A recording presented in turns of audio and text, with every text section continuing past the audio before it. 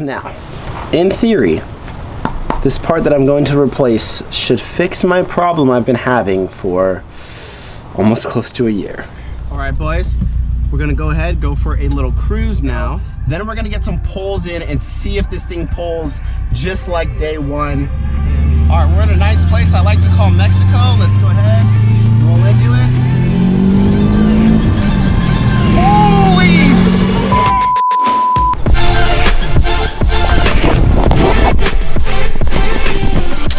What's going on, guys? Welcome back to another video.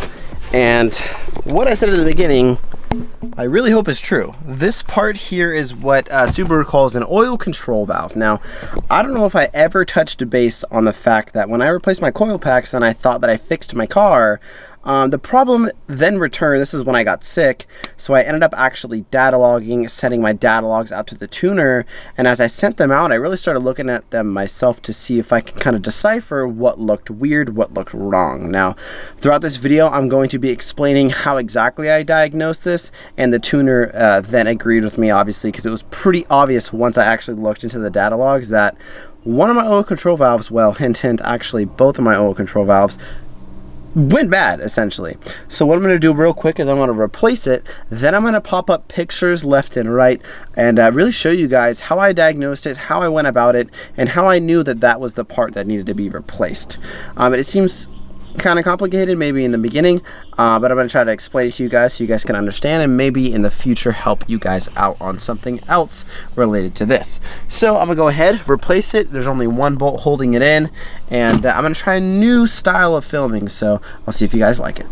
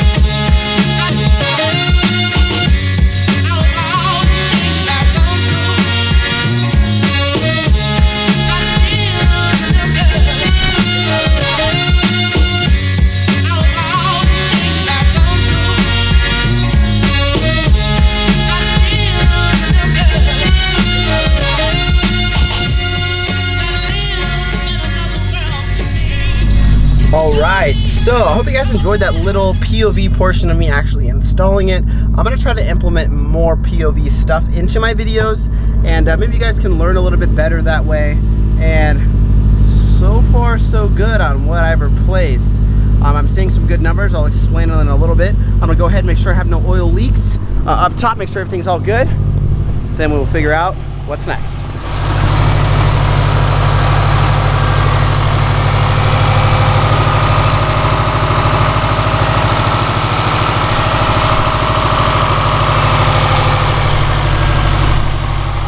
Looking good so far. I'm going to let it warm up, then we're going to go for our cruise.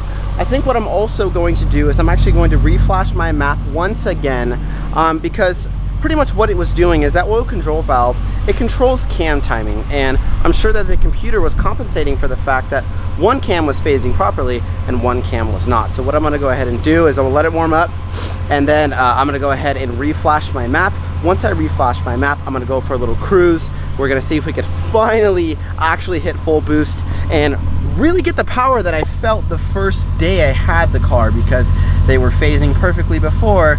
I started to actually lose power because my cams were not in line with each other. So hopefully We're gonna get some extra power today, boys. I'm really excited. I'm gonna see you guys in 1 second. All right, boys, just did the reflash, and if you guys aren't very familiar with the access port, I'm gonna show you how to do it really quick. All you do is you come in here, and you go down to tune, and you do change map, let it access. You gotta have it on position. And I'm not gonna go through the whole process, but all you literally press is reflash, as you can see right there. And then it's pretty self-explanatory because it literally tells you what to do step by step. So I'm gonna go ahead and go back. I'm gonna get the car started up, go back to my gauges. And there that is. Go ahead and start the car and let that go for a second. And now I'm gonna let it idle for about a couple minutes or so. Also, roll down this window because I'm freaking sweating. It's gonna be almost like 90 degrees here in Santa Cruz. I'm sure it's hotter other places, but it doesn't normally get this freaking hot. So I'm gonna let it idle for a little bit. I'm gonna let it do its little relearn, and then we're gonna go for the cruise. We're gonna cross our fingers, boys, that this is the cruise that finally I have figured out that stupid little bug that I've had in my car for so long that's been holding me back from making such epic videos, just because my car hasn't been, you know, hasn't been handling right, hasn't been running right, not handling. And we're really gonna cross our fingers. And what I said earlier when I said it's starting to look good is, I'm gonna tell you guys a little thing if you didn't already know. It's pretty self-explanatory. The ABCS for my car has a single ABCS, only on the intake cams. And right now I'm actually mapping both of them, the right and the left, right here. And as you could see, they both have reached a 7. Now what it was before is they shouldn't get more than ±2 from each other, from the left side to the right side. That's just a known good value. And mine were like 15 degrees apart. And what was happening is I was getting sticky solenoids essentially, or that the oil control valve was getting sticky, not letting that oil pressure go through and then to the ABCS gears, and then that ABCS gear is what actually faces the cams. That's what was happening, and that was my problem.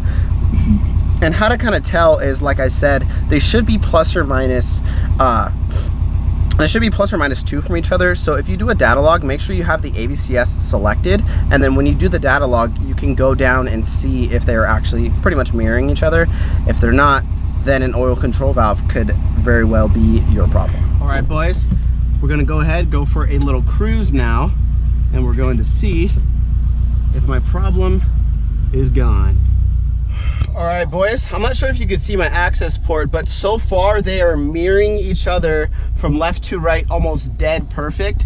So I'm pretty stoked right now. I'm gonna go ahead, roll down both of the back windows so you guys can hear some exhaust note. And I'm gonna do a few pulls in this nice little area here, not too fast. I'm really gonna let the computer relearn everything, relearn all the fuel mapping and everything, make sure everything is smooth, ready to go. Then we're gonna get some pulls in and see if this thing pulls just like day one, and I'll be pretty stoked. And then I can tell my boys that I'm ready to race. Let's see here. So far, car's feeling pretty good.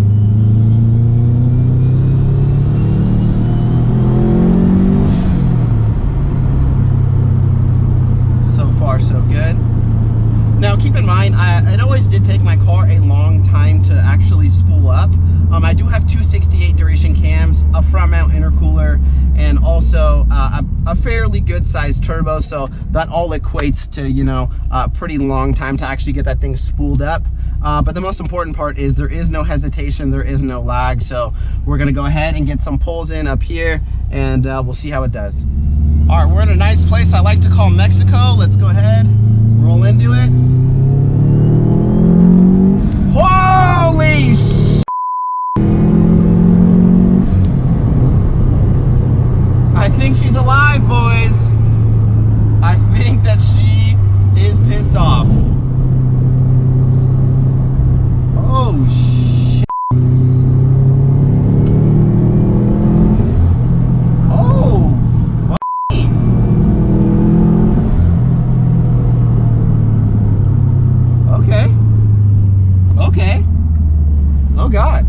Don't mind the massive GoPro on my head, but I just did a couple pulls with the GoPro, of course, And I'm not sure how fast it actually looked on GoPro, but I'm telling you guys right now, it definitely pulled harder, and my ABCS is actually mirroring each other perfectly. Depending on the throttle position and engine load, they should be pretty much mirroring each other. You know, it's gonna give me more timing the more I'm onto the gas. And so far the pulls have been really strong and smooth. So I'm gonna continue to do some pulls and of course let you guys see the progress. And then we'll go ahead, go home, and I'll show you guys all the tables that I was looking at, the parameters I was looking at to diagnose this problem. So far so good. Yeah, I'm stoked. Second gear, downshift. Looks like I have a car behind me. So let's go ahead and make some space. Second gear. Holy sh**! Yo! Oh my god! Holy sh**! Where did he go? Where did that guy go? Oh my god! Holy sh**! What happened to this thing? Oh my god, boys. I really am hoping that was gonna show how fast this thing accelerates now. That's that's what I remember when I first picked my car up to get tuned. That fast, and it just progressively was getting like slower. I thought I was getting used to it or something. That's what a 400 horsepower Wrx is supposed to feel like. I don't know what kind of power numbers I was putting down before with my cams being all out of whack. Obviously timing is everything. And even looking at my AFRs, let's see what they look like now. Even my AFRs were reading really weird when I had my cam phasing off. So I'm super stoked to look at these data logs and compare them before and after.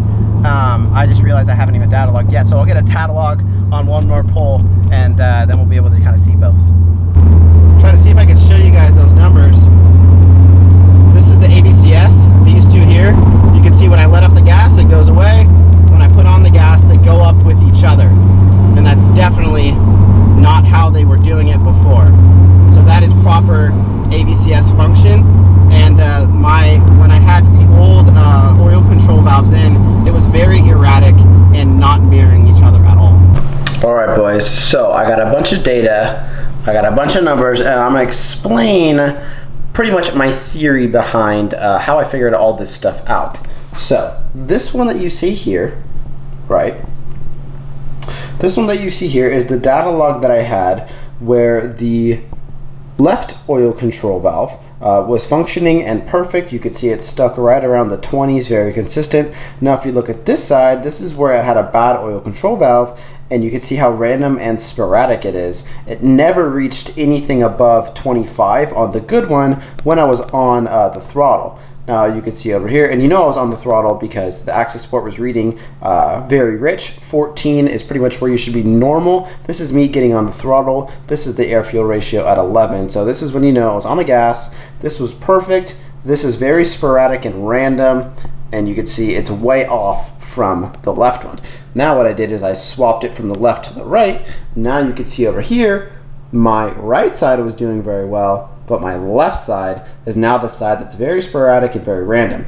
Now I'm going to show you what it should look like normally. This is the data log I just did right now doing the polls.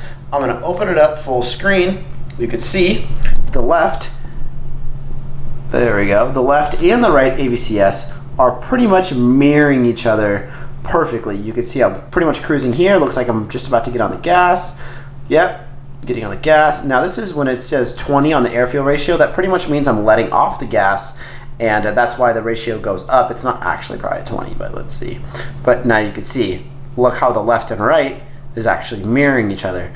It went from 0 when I let off the gas, it goes to pretty much 0. Getting on the gas here now, probably shifting gears, you can see they're pretty much mirroring each other, plus or minus 2, and that's exactly how it should be throughout everything. You can see now they're pretty much freaking perfect. Look at that. This is me not on the gas. This is me getting on the gas. You can see the timing is now going together and mirroring each other. And if I go to one of the bad ones, you could see, I'll open this data log up. And look how freaking random all this stuff is. This is the good side. Keep in mind this is, or wait, let's see, going up. There's that, there we go. Look at that. Freaking awful, the numbers are terrible. This is the good side. You can see how consistent it is going up with throttle position. This looks like the random side here. Yeah, freaking awful. I forgot one more thing. The Wrx is actually going out of commission for the next week, and that's because right now I'm taking off my wing, I'm taking off my trunk, and I'm sending my trunk in to get wet sanded and also clear coated. So the Wrx won't be in probably any of the videos this coming week, but I'm hopefully should be able to pick it up by Friday, so you'll see a fresh new clear coat on the carbon fiber trunk, because on the top it was pretty much all gone. So I'm super stoked for that, just getting prepped for the Week Fest show. Now that I think that's all I got, as always, I hope you guys enjoyed. I'm gonna catch you guys in the next one. Peace out.